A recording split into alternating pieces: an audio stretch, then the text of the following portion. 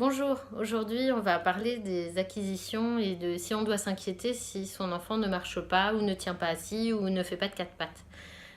C'est les choses que les parents vont regarder, les acquisitions que les parents vont regarder et s'inquiéter s'ils voient que leur enfant est un peu tardif là-dessus. Tiens, on a un petit bonjour du bébé qui nous aidera peut-être. Euh, donc, est-ce qu'il faut s'inquiéter et à quel âge? Donc, pour la marche, par exemple, l'acquisition va se faire entre 9 mois et 18 mois. Mais finalement, c'est pas l'âge de la marche qui va nous alerter vraiment. C'est un enfant qui est tardif à la marche. S'il a fait toutes les acquisitions avant, bon, a priori, il fera la marche aussi.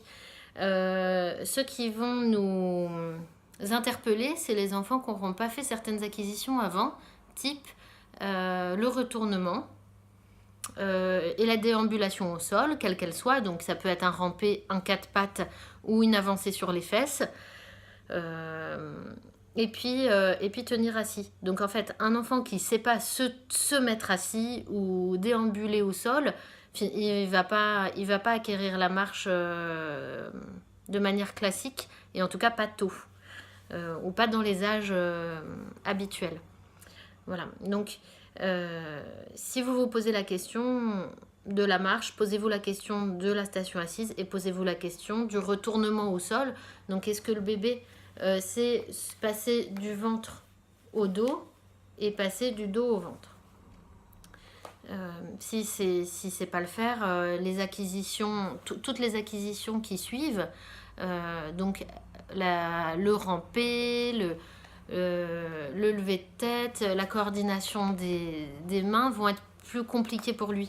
Donc voilà, si vous trouvez que votre enfant était finalement n'a pas passé beaucoup de temps au sol et maintenant met du temps à, à marcher ou à tenir assis, remettez-le beaucoup à plat ventre. Et voilà, faut retourner à ce qu'il aurait dû faire plus tôt pour qu'il réacquérisse les jeux au sol, les jeux à plat ventre et les postures à plat ventre. Voilà, donc les jeux à plat ventre, puis quatre pattes.